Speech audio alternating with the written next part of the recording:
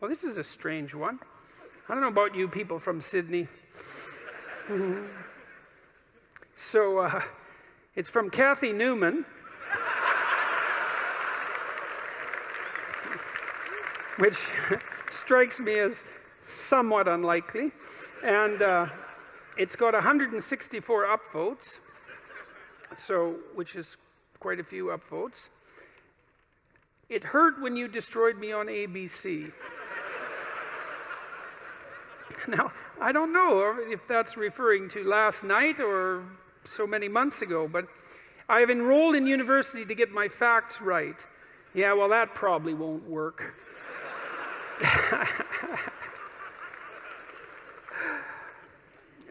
Thank you for enlightening my soul. The burns are still healing. Yeah, well, it's not exactly a question. It's 4 sentences that are quite the strange combination. I would say something about the burns are still healing. You know, I mean, Nietzsche said that you could tell much about a man's character by how much truth he could tolerate, which is very interesting. You know, there's an idea in the great Western tradition that the truth is the way and the path of life, and that no one comes to the Father except through the truth. And I believe that to be the case, because I don't think that you can manifest who you are without the truth. And so I think it's literally and metaphorically truth, that the pathway to who you could be if you were completely who you were is through the truth. And I would say, and so the truth does set you free, but the problem is that it destroys everything that isn't worthy in you as it sets you free, and that's a process of burning. And it's painful, because you cling to what you shouldn't be, partly out of pride and partly out of ignorance and partly out of laziness, and so then you encounter something true, and you all know this perfectly well, because when was the last time that you learned something important that wasn't a blow of some sort, you know? And it's often you look back at your life and you think, oh God, I really learned something there. I wouldn't want to do that again, but it really changed my life. I mean, sometimes it can really destroy you, you know, an encounter with the truth, and you never really recover. But now and then something comes along and straightens you out, and a lot of you has to go. A lot of you has to burn away, you know, and I suppose in some sense the idea is that everything about you that isn't worthy is to be put into the flames. And that's another reason to be not so casual about claiming what you believe, because it isn't something that you undertake without due caution. You know, I learned when I was a kid, about 25 or so, a little older than a kid, that almost everything that I said was one form of lie or another. And I wasn't any worse, I would say, than the people that I was associating with, or any better. And the lies were manifold. You know, they were attempts to win arguments for the sake of winning the argument. That might be one. Attempts to indicate my intellectual prowess when there were competitions of that sort. Maybe just the sheer pleasure of engaging in an intellectual argument and winning. My inability to distinguish between ideas that I had read and incorporated because I had read, but hadn't realized that I hadn't yet earned the right to use, all of that. And, you know, I had this experience that lasted a long time. Well, I would say it's really never gone away. And I think this was the awakening of my conscience, essentially. And I didn't realize this until much later, when I was reading Socrates' Apology. This voice, for lack of a better word, made itself manifest inside me, and it said every time I said something that wasn't true, and that's usually what it said. That's not true. You don't believe that. or there was a sensation that was associated with it. I don't think this is that uncommon, you know. I asked my psychology classes for many years in a row if they had an experience, this experience, that they had a voice in their head, let's say, it's a metaphor, or a feeling that communicated to them when they were about to do something wrong. And it was universally the case that people agreed with one of those statements or another. And the other thing I would ask is, well, do you always listen to it? And of course the answer to that was definitely no. But that's also very interesting, you know, that you can have this faculty, this conscience. This seems to me to be very tightly associated with the idea of free will, is that you can have this internal voice, this daemon, the root word for democracy. Oh yes, I didn't finish that story. So yes, well, it's important. Well, so Socrates' daemon told him it was his moral guide. And democracy appears to be predicated on the idea that the polity will function if people attend to their consciences. That's the overlap of those conceptualizations. And well, first of all, I think that's the case, you know, and it makes a certain amount of logical sense. I mean, if we assume that the political state is something like the emergent consequence of the decisions of all its citizens, we would assume that the wiser the decisions of the citizens, the more upright and functional the state. I can't see how it could be any other way. And perhaps those who are the most upright, who listen to their consciences more carefully, even play a disproportionately powerful role. It's certainly possible. So, anyways, back to truth. Well, you know, I learned that so much of what I was doing was false. And I think I learned this. See, there was a reason that this came to me so clearly. I was trying to understand why people did terrible things. And I was really concentrating on the terrible, terrible things that people do. And I was interested in Auschwitz, for example, and not as a political phenomenon, but as a psychological phenomenon. I was curious about how you could be an Auschwitz guard. And I wasn't really curious about how you could be one, because, well, you could be one, of course. I was more curious about how I could be one, being such a good person as I thought I was. But I also knew that many people did many terrible things during the 20th century, and the idea that I was somehow better than them, or that I should assume a priori that I was better than them, and that I wouldn't have made the same choices or worse had I been in the same situation, was a very, very, very dangerous supposition. And in fact, a sufficiently dangerous supposition to bring about the very danger that I assumed was worth avoiding. I had this idea, you know, that what had happened, especially in Nazi Germany, but also in the Soviet Union, shouldn't happen again.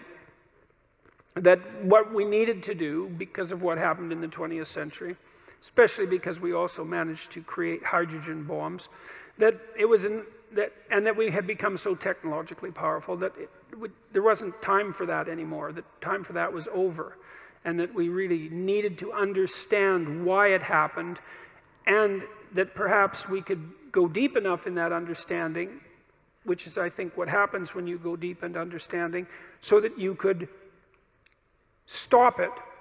Because if you understand a problem, maybe you can solve it, you know, and at least in part, I came to believe that the problem was, as Solzhenitsyn said, that the problem is that the line between good and evil runs down every human heart.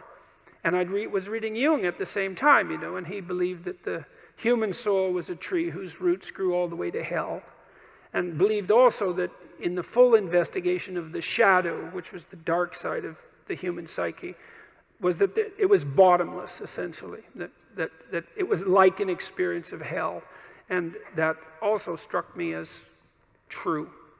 And that the way to stop those sorts of things from happening was to stop yourself from being the sort of person who would do it, who would even start to do it. Because the other thing you learn when you learn about atrocities of that sort, you could read Ordinary Men, by the way, which is an unbelievably great study of exactly this sort of phenomenon. It's on my book list on my website.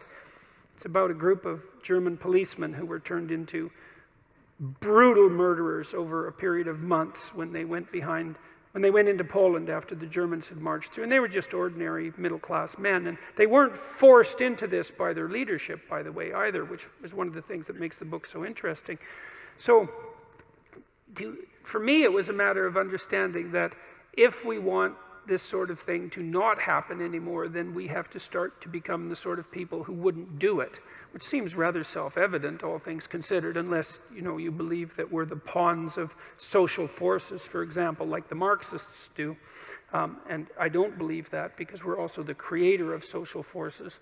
And we're also capable of standing up to social forces, because I would say the individual is more powerful than the social force, all things considered, interestingly enough, that the way to stop such things from happening, the way to remember properly, is to understand that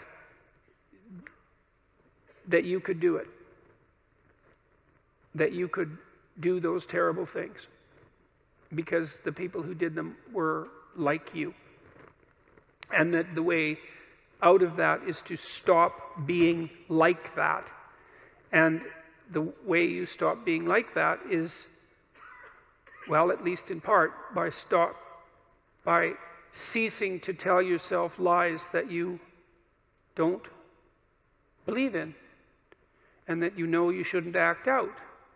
And and that's made a huge difference in my life, for better or for worse. I mean, it was a very uncanny experience, I would say, because it's very discombobulating to experience yourself as fragmented enough so that much of what you do and say is actually false. It's a lot of work to clean that up, a lot. But the consequences are, in principle, worthwhile.